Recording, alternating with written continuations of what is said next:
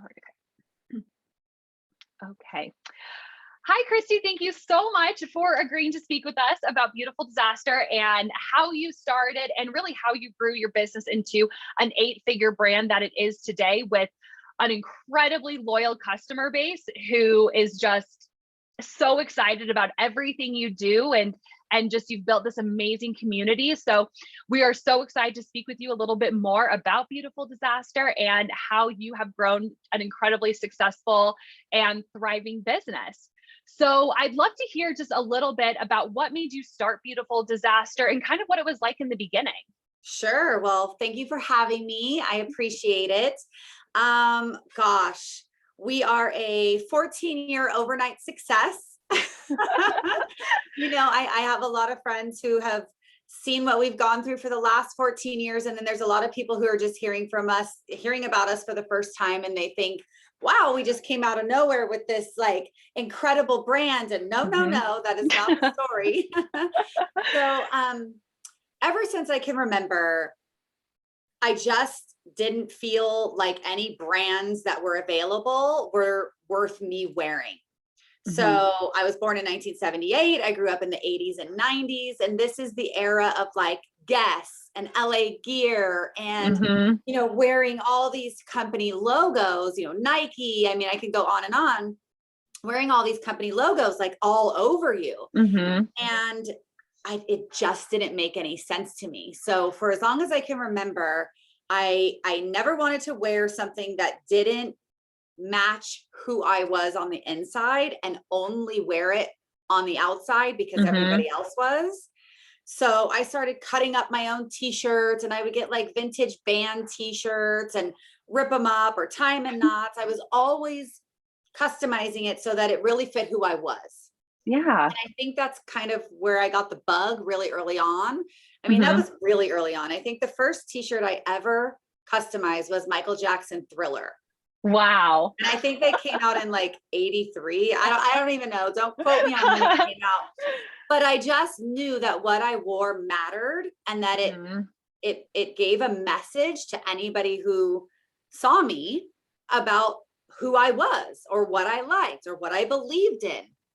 So fast forward to 14 years ago, and I decided to just go for it. I started a company and I ordered t-shirts and I had them screen printed, and I set up a table anywhere and everywhere that somebody would let me. I mean, little like arts and crafts shows. I set it up at like a little rodeo that was in town. Anywhere they would let me set up a table, I did. So that brand was not Beautiful Disaster. That brand was called Hanky Panky Apparel. And I didn't know there was a thing called trademarks. Yes, with the underwear brand Hanky Panky, of course. Exactly right. So unbeknownst to me, there was already a Hanky Panky brand out of New York. So I got this wonderful certified mail that said, you can't do that and you need to stop or we're going to sue you. And that's when I began my journey of learning about trademarks and copyrights and all those great things. So I had to change the name. I wasn't going to stop doing what I love to do. So I had to change the name. So I changed the name, to GGBG, which was Good Girl, Bad Girl, because it's always been important that there was a juxtaposition between my good side and my naughty side, because that's who I really am. And the whole point was to wear and create clothing that expressed who I was. I was a little bit nice and I was a little bit naughty. So we created Good Girl, Bad Girl clothing, and I got a trademark attorney this time. Learned your lesson the first time. I learned my lesson, sort of. Keep listening. Oh no. And it was great. People really loved it. I remember the feeling of people looking at the garments and saying, oh my God, that's totally me, because people could identify with being good and bad. Yeah. So it was going really well. I actually got it onto some VH1 reality TV shows. Wow. So a bunch of the girls started wearing GGBG and it really started to take off. So we actually started making some money. Well, I got another certified letter. Oh no. And then the next day I got another certified letter in the mail. So I got a letter from BCBG. Mm-hmm. Yeah. Yep. For likeness, because GGBG sounds like BCBG. BCBG. Yep. So my attorney didn't like warn me that that was a thing. And then the second one I got was from Puff Daddy, P. Diddy, Sean Combs. Oh my gosh. And he owns Bad Boy Club, but he also owns the trademark for Bad Girl Club. My name included the words bad girl. Yeah. There I was again, Catherine. This time it really took the steam out of me because celebrities were wearing it. We were cooking with gas, like sales were happening. People were loving it. We were like starting to spend some marketing dollars and it was going great. And then boom, again. Oh my gosh. But I don't quit. It's not in my nature. It's just try until. That's it. And that's going to be the overarching secret to the success of Beautiful Disaster is figuring it out after you fail, because that's all we do. That is the secret sauce. If anybody tells you that there's a blueprint or a couple of books that you can read that's going to tell you how to do this the right way, they're lying. Yeah. You have to mess up and learn from your mistakes and keep going. So when that happened, obviously I fired that attorney and I found my current attorney who was the attorney for Christian Audigier, who's Ed Hardy. Yep. So I was like, okay, this attorney is really good, really expensive, and better dang well be able to like help me not have this happen again. So I took the idea, hanky panky, good girl, bad girl, like that juxtaposition of good and bad. And I instantly came to mind was Beautiful Disaster. And I was like, oh, great. There's no way I'm going to get this trademark because it was a 311 song. Yeah. It was something that people have said for years and years. Oh, she's such a beautiful disaster or whatever. Right. So I hire Stacy, that's my attorney, and she does every ounce of due diligence possible. Wow. And she says, I can lock this in for you. Like it's absolutely, you can get it. That's amazing. So we got the trademark for Beautiful Disaster. So now keep in mind, we have this customer base, right? Who's now going to go through our third name. Your third iteration of the brand. Third iteration, right? Luckily, that was in the time of reality TV and people were really addicted to like plot twists. Yep. So we gave them another plot twist and I was really nervous. I thought, oh, they're going to not take us seriously. Like they're going to think we don't know what we're doing, but we're Beautiful Disasters. So if anybody's going to do it, why not us? Absolutely. And we were overwhelmed with the support and actually the excitement that everybody liked Beautiful Disaster better than Hanky Panky, better than Good Girl, Bad Girl. Wow. And it really started to attach as an identity. People were already identifying themselves as a Beautiful Disaster. They just didn't have the brand or the clothing to wear to connect with that internal identity. So that whole process took that's probably about 5 of our 14 years, 5 to 6 of our 14 years was getting to the point where we were actually Beautiful Disaster. Wow. So a long road before you could even start what the brand is today of Beautiful Disaster. Yes. I mean, failed in every way you can fail. Like, I mean, just getting momentum and boom, getting knocked down. And it just felt like every time we started to get going, something happened. And again, I will say and reiterate, that's what it's like. Yeah. Even today, 14 years later, we'll get going on something, which you guys know. Yes. And then boom, iOS 14 comes out of nowhere. Yep. Yep. So this climb, this marathon, it's not a sprint. There, we don't see a finish line ahead of us. We don't know where we're headed. We don't know if we're at a peak or if we're at a valley. And it's just a constant yearning for success and learning what not to do. And the only way we can learn that is by doing the dumb stuff, making the big mistakes and learning from it. So, you know, from 3 name changes to iOS 14 to a million other things we did wrong, we have managed to connect so well with the Beautiful Disaster Tribe and with the woman who identifies as a beautiful disaster that we now have an 8-figure a year company. Amazing. Brick by brick by failure, though. Brick by brick. Absolutely. And at what point did you decide? So through the name iterations, through the 14 years from when you very first started selling it, little craft shows, what point did you decide to go full time with building your business? Did you start out by working other jobs to support Beautiful Disaster, or hanky panky / DGBG? and what was that point when you said, okay, I can actually make this my full focus. This is my job. I'm so glad you asked this question, because I can't tell you how many people I have consulted with and I have mentored that just want to quit their job and start their own clothing line or their own apparel brand. And I want to make sure that people hear this loud and clear. 10 years. 10 years. 10 years. I have only been self-employed for 4 of the 14 years. Wow. 10 and that's years. not the answer people want to hear. No, people want to hear, truth. But that's the truth, because it's an investment. Because I imagine that every cent made that you were making in terms of profits or revenue, you were putting right back into the business to help it grow. There was always a deficit. So I had to work and I had to build this brand in the pockets of my life.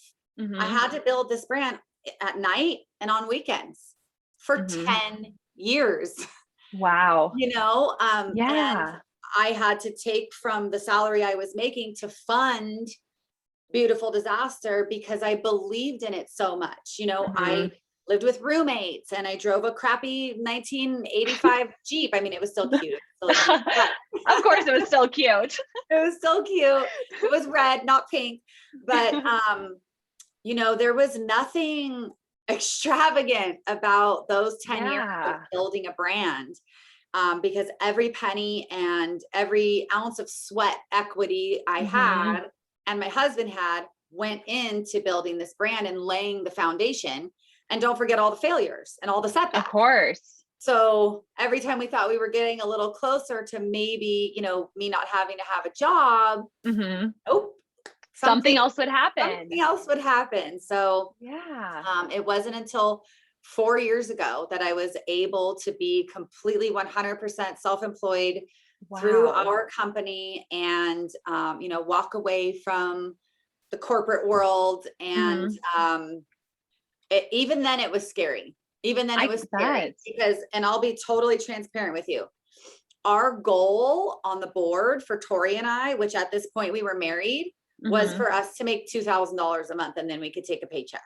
Like if we had $2,000 extra a month, we could pay ourselves. Wow. After 10 years. Wow. Yeah. Oh my gosh. Which doesn't sound like a lot, but for starting a business, that is a lot. Yeah. Yeah. Wow. So luckily, by the grace of God and the support of the Beautiful Disaster Tribe and the thousands and now hundreds of thousands of women who rely on our brand for a sense of self-confidence and a way to wear who they are. We now have 19 employees. We have a 15,000 square foot building. We employ 19 people, which is incredible because we're helping to contribute to 19 families. Absolutely. And I honestly just feel like we're just getting started. Absolutely. Absolutely. And taking another little step back. So when you first were starting out, were you and Tori packaging all the orders yourselves? Were you doing it from like your garage? Yep. Or when was that turning point where you were like, okay, we need a warehouse, we need to hire our first employee? Like, what did Yeah. that look like? And kind of how Sure. did you Sure. get to that point where you're like, okay, we I'll can give actually you the brief timeline. So in the very beginning, totally garage style, like selling out of the back of the Jeep, selling out of the garage. Friends would come over and like roll up by hand the garage door and literally sell it out of a cardboard box. And we did that until I quit my job. So for 10 years. Wow. We did not have our first like actual warehouse until I quit my job. Wow. So the first warehouse was about 1,000 square feet and we shared it with someone. So yes, Tori and I and Jamie processed every order, printed every label, packed every order, folded every garment. I mean, start to finish, we did everything. We outgrew that 1,000 square foot warehouse in about 6 months. And we were really nervous to get 1,800 square feet. So we moved into 1,800 square feet and we outgrew 1,800 square feet in 6 months. Wow. And then we bit the bullet and got 10,000 square feet, which we thought we were out of our minds. And about 1.5 years ago, we had to get an additional warehouse above and beyond that 10,000 square feet. So we hired our very first beautiful disaster employee. Her name's Kimmy. We call her Kimmy Lou. We hired Kimmy Lou 4 years ago, our very first employee. So for 10 years, we did everything ourselves. All of it. I mean, we drove to the post office every single day. I mean, it was wild. It was a hustle. You were hustling for 10 years. Yeah, it was absolutely a hustle. And then when we moved to the bigger warehouse, that's when we hired employee number 2 and employee number 3.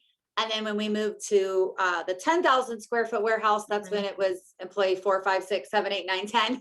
Yeah. All the way to the 19 that you're at today. All the way to the 19 that we're at today. And if I'm being honest, we are busting at the seams in the locations that we have right now. So it's kind of already in our mind of like, the next upgrade. The next upgrade. So the next bigger space.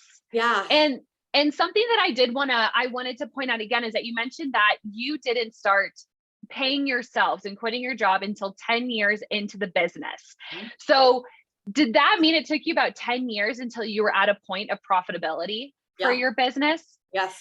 That I think is something that's really important because like you said, people think that, you're a 14-year overnight success and people think that profitability is something that can come in a few months. And it's not. And of course, it's not. And it's something that you've spent 10 years choosing, and I hope I'm not putting words in your mouth, but choosing to invest everything back into the business, then profitability. 100%. And you have to remember, 4 years ago was barely the beginning of the Facebook and e-com boom. For our first 10 years, no Facebook, no Instagram, no running ads. There were that didn't exist. Yeah. So when I say hustling, I mean, every trade show, every convention, every music festival, every tattoo convention, we were setting up tents and tables every weekend of our lives for 10 years. So it was, to be profitable at that time was a lot harder. It was a lot harder. And things got better with Facebook ads and Instagram ads and Google ads and all of the digital advertising space. When that boom happened, we were very fortunate to be early adopters of that and rode that wave, rode that wave and crushed it with the help of Ashford. Thank you. Like all the stories I've told you so far, doesn't last forever. Yeah. In my opinion, that wave, that glorious, glorious wave. The glory days of advertising. The glory days where it was, and I use the word easy lightly, but it was freaking easy. Comparative to now, it seems incredibly easy compared to what businesses and agencies and everyone who is in that space is having to do now. Yes. And to me, this is just another wave. Like, if you don't have the chops to weather these types of storms, then you should not be an entrepreneur. Absolutely. And if you can't save every penny you make for these rainy days, you should not be an entrepreneur. So the fact that we never took any money for 10 years taught us not to take too much money. So we keep everything in the company. We pay ourselves a fair wage. We're not rich. I don't drive a Lamborghini, you know? Yeah. Because we have to weather these storms. And thankfully, financially speaking, we were prepared for iOS to come out of nowhere and slap us across the face. Nobody lost their jobs. Nobody had to be laid off. You know, we had to get scrappy again. We had to pivot. We had to change some things. We had to come up with new ideas. But that's because of being so used to, I don't want to call it like scarcity mentality, but being so scrappy for so long. Yeah. It doesn't phase you as much as maybe someone who's just had kind of a smooth sailing ride, so to say. You've handled the adversity and you've had everything that can happen in a business happen to you. So I imagine from your point of view, it's like, okay, here's the next hurdle. What are we going to do to overcome it? But there's never the mentality of like throw in the towel. No, never. Absolutely not. I've been interviewed before and people have asked me what my superpower is. And I believe that my superpower is just tenacity. It's just, I literally get offended when something happens and I get like mad and I'm like, nope, I am going to figure this out. Yep. Yeah. And that's obviously contributed to the success because you've had a brand that's grown incredibly with obviously so much hard work and dedication, but none of that could have happened if you didn't have that mentality. No. And I have an incredible partner, my husband, my business partner. We do everything together and he's exactly the same way. He's like, there is no, like failure is not an option. Everything is figure outable and we just have to figure it out as we go. And again, that's as many interviews and podcasts and things that I've been on. There's always this like want to know the secret, right? Yeah, of course. Because everyone wants to know how they can get to where you're at. But in 2 weeks, in 2 months, they don't want to necessarily know what it took and all that you've been through to get there. They want the easy road. They want, the magic pill to get them to the place that you're at, which doesn't exist. And it doesn't exist. The magic is in the process. The magic is in the failure. I only know all the things I know because I had to learn them the hard way. Absolutely. You can't just know this stuff. Like, no, nobody does. I have talked to the biggest and best in my space, and they all say the same thing. There is no shortcut. There is no magic. There is no blueprint. You have to get in. You have to be scrappy. You have to fail forward, and you just can't quit. Absolutely. Absolutely. And with all of that said, is there anything that you can kind of looking back on, I think I might know the answer to this, that you can kind of attribute to being like the driver of your growth and success? I'm thinking it might be the era 4 years ago of the digital ads and everything, but is that what you would say? Or is there something else that you kind of can look back on and say, okay, that's kind of the point when things started really escalating and we really started, like, it was happening, it was running, you were profitable, quitting your job, all of that? Two things. I think two things really spawned our massive growth. One was time. You have to have time in the market. Yep. Nobody knows who you are. And if they see your ad and they don't know who you are and they've never heard of you, well, you're going to need a hell of a lot of impressions on that ad for it to start making sense. And we all know, CPAs are not cheap. So nope. That's not a very smart way to go, but it was the 10 years of laying the foundation and of growing the brand and giving the brand its footprint and its meaning, and having enough women across the country aware. It was like that awareness level of the brand awareness. It was brand awareness. And we did that freaking bootstrapped and scrappy without the internet, basically. I mean, we had MySpace, which is hilarious. But those 10 years, all we did was branding.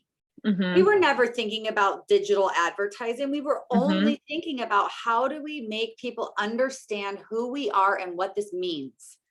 And the very best way we could do that was by word of mouth.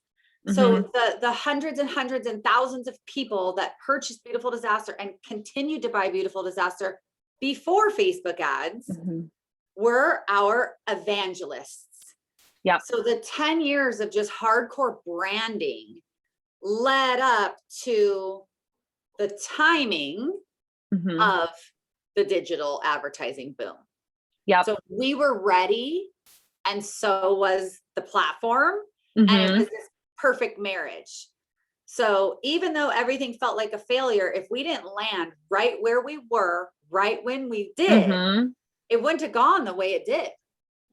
You know, we went from 6-figure years to 7-figure years in a year. Wow. Massive growth. But again, had we have not been so penny pinching and so focused on saving, we could not, that would have killed us, because that's a whole nother thing. You have to be prepared to scale. Like you want all the orders. You're like, man, I'm going to put up this ad and I'm going to get 1,000 orders. And guess what happens when you get those 1,000 orders? Oh shit. You have 1,000 orders. I don't know. I don't have 1,000 pieces of clothing. I don't have 1,000 boxes. I don't have 1,000 labels. Like, if you're not prepared for that scale, growing too fast can put you out of business. Absolutely. And I'm so glad you said that, because that is something where every business wants to grow. Every business wants to get to that place where they're having, $10,000, $20,000 days. But a lot of people don't necessarily understand what that means logistically. Yes. Do you have the people, the materials, the time, the space to fulfill that demand, which comes into a little bit of what we do with that balancing act of, okay, we can help drive all these sales, but are you prepared for the sale? Yeah. And that I do think is a part of business that at least I haven't heard be spoken about in much detail. It just seems easy. Like, you're ready for it, it comes to you. But it's a balancing act of, okay, can we actually fulfill this? Can we actually handle that many orders? And it's kind of, what comes first, the chicken or the egg? Do you over prepare your staff and your inventory before you spend, or do you spend and then do it? And it's a tricky one.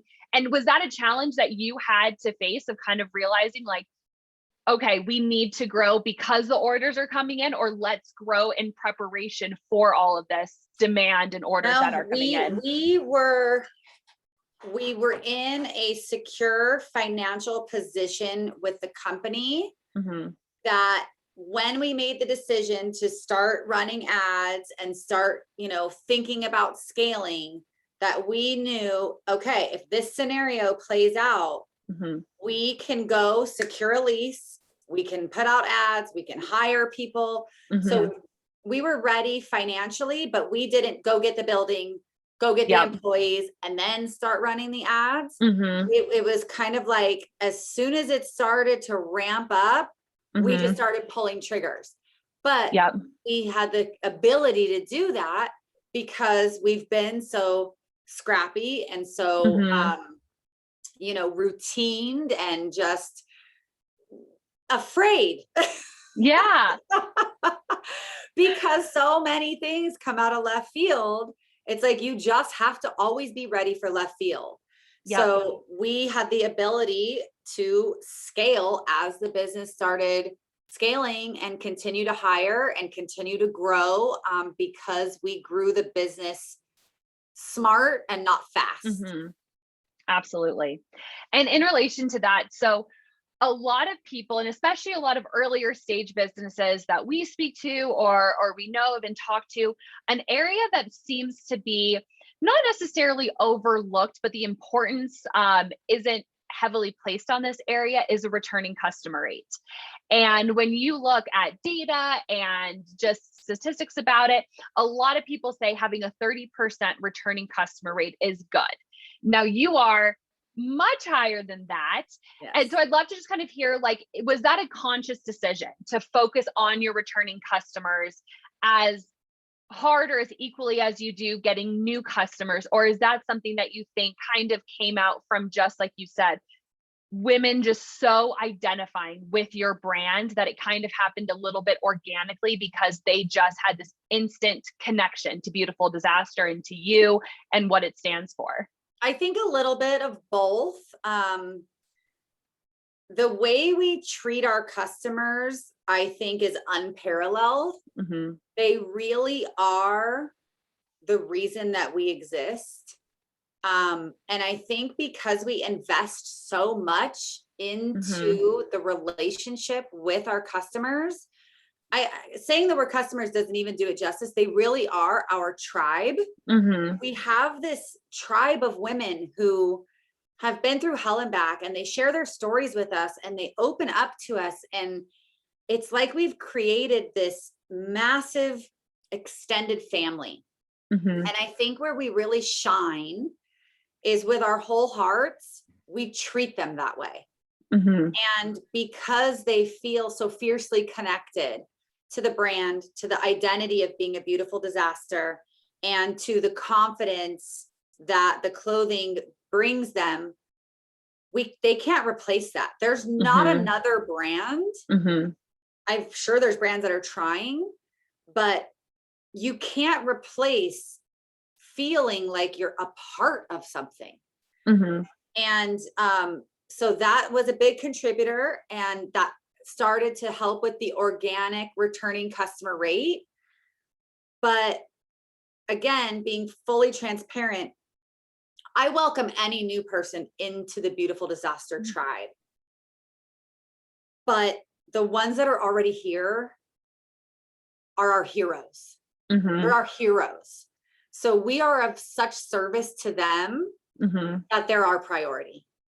So yes, as you know, we put focus on getting, more women into the tribe and introducing more women into the tribe. Because like I said, we haven't scratched the surface.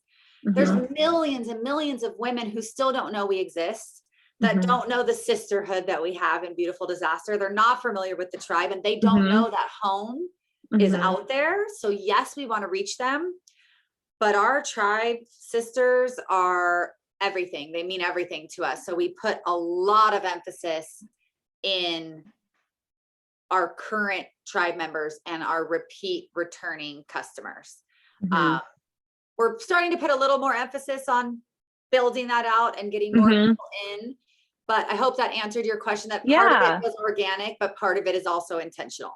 Absolutely. Absolutely. And I do think it's something that, especially earlier stage businesses, they're focused on getting customers and that first sale of a new customer, that it's very easy to kind of overlook those people who have purchased a second, third, fourth time.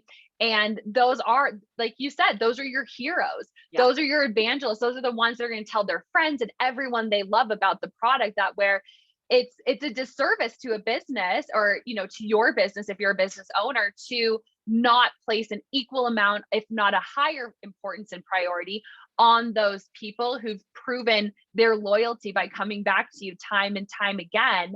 And that kind of leads actually into my next question about product launches and collection launches, which I know we're smiling because we have lots of conversations about this. But historically, Beautiful Disaster has been, or at least in the recent history, has been a weekly launch brand. Is that something you did because of your tribe, because of your customers, that you wanted to give them something exciting and new every single week? Or did it kind of just get to that point, and then of course now we know we're kind of focusing maybe a little bit more on, lack of a better word, meatier collections and all of that, but kind of what was I guess just walk me through a little bit about the collection and the new products that you turn out. So I'm the creative behind all of the designs and all of the collections. And where I get my inspiration is right from the tribe. When I read these stories that bring me to my knees and make us cry and make every staff member here cry, those stories tell us what these women need. And I just can't stop wanting to give them what they need. And every collection, I feel like, is going to be right for different women. And some collections aren't going to be the right fit with one group of women, and another collection is going to be the perfect fit. Some women have more attitude, some women are more feminine. So because we are taking a holistic approach to wanting to have something for everybody, we just have to keep turning out new collections that will resonate with as many women as humanly possible. Now, we ramped up our cadence of how often we were doing launches in response to iOS 14. So where we used to be able to have longevity of a collection because the ad would continue to run and people would continue to buy, and we would get new people coming in, and it would be first time people seeing the collections, that went away. So we were forced to have a faster cadence of our launches in order to create more newness, in order to get it in front of our tribe. It just doesn't work the way it used to work. That longevity. I mean, we had collections that ran for 18 months on Facebook ads. That's over. So Sadly, it is. Yeah, we had to adjust. And in that adjustment, we realized how much our tribe loves newness, and they have to have it. They have to have it. So there we are on that, every week launch cadence, which is incredibly difficult to pull off. It's very stressful and it takes a lot of work to do so. But we are not out of the woods yet. We're not out of the woods yet on the iOS 14 and, being omni-channel and not having all of our eggs in one basket. So we are going to continue to pump out newness to our current tribe members and still focus heavy on branding to bring more people into the Beautiful Disaster tribe. But this cadence is rough. But it's been a Band-Aid. It's been what's working. And thank God when iOS hit, we had the means and the inventory to react in this way. Absolutely. And in relation, so in speaking of iOS 14, which is obviously the hot topic for anybody doing advertising in the last year, almost coming up on the year anniversary of iOS, which I'm sure we're all going to celebrate. Oh, yes. With iOS 14 came a little bit of a shift in ad strategy. And one of the biggest shifts that we've seen was not so much a new strategy, but almost going back to the basics of marketing, which was really good creatives. Yeah. And creatives are something, as I'm sure you can attest to, in those early days of Facebook ads, you could throw up any image and it would get sales and it would be great and it could perform forever. Yeah. Of course, sadly, that's not the case anymore. So there is this big emphasis now across the whole industry on creatives. And that is something that you and your team do exceptionally well, is the creatives, is your videos, your graphics. And I guess what importance do you place on that? Do you do it because you have to, or is it something that you do because yes, you have to, but you love telling the story of your collection and showing your tribe how they can feel in this collection and in your clothing? We are an emotion-based brand. We always have been. We always will be. Nobody needs another black t-shirt. Nobody needs another black hoodie. Nobody needs another pair of black leggings, but everybody needs self-acceptance and confidence and to feel like they're safe and to feel like they're a part of something. So storytelling is what we do. And it's one of the saving graces. We may have been obliterated more than we were by iOS if we weren't the storytelling brand that we are and that we always have been. So at the core of everything we do, it's always been about emotion. And we've, thank God, always had an incredible creative team and videographer and copywriters and just amazing people that really help us bring those stories to life. And it has saved us. Anytime we would ever try, like, buy this cute shirt or look at this spring color, fail, total fail. What we are really good at is evoking emotion and portraying what it means to be a beautiful disaster, what it means to wear a beautiful disaster, what it means to be a part of the beautiful disaster tribe. And so that has turned into a necessity, but it's just always been a priority. Absolutely. And so the final question I'm going to ask is, I'm copying and I'm stealing this from the How I Built This podcast, which I'm a huge fan of, and something that they ask at the end of every interview they do with Peloton. And I'm sure you know what I'm going to ask is, of the 14 years of Beautiful Disaster, the success that you're at today, do you attribute it to luck or hard work? The harder you work, the luckier you get. I love that answer, because it's true. Good things come to those who work hard. No, it's working hard. Like, I believe in business, in life, in motherhood, in relationships, in any situation in life, you're going to continue to be served up lessons until you learn them. So if you just keep going, if you just fail and learn and fail and learn and keep putting one foot in front of the other, you will succeed. It's literally like, that's the only thing that I could guarantee out of this whole interview is you will absolutely succeed as long as you will work hard. You'll be tenacious. You'll be scrappy. You got to be smart. You have to be disciplined. It takes discipline. The first time I saw some good figures in the bank account, I was like, shoot, I could go buy a boat. I could. Yeah. Have I? No. So you gotta be disciplined. And I think also how I grew up, I didn't grow up with much. I grew up with a really, really, really amazing mother. And, she did the best she could, but I didn't have a lot. So I think knowing what it's like to not have a lot keeps me grounded. And I always feel like it could all go away at any second. And I'm so thankful for that. I'm so grateful that I don't take it for granted.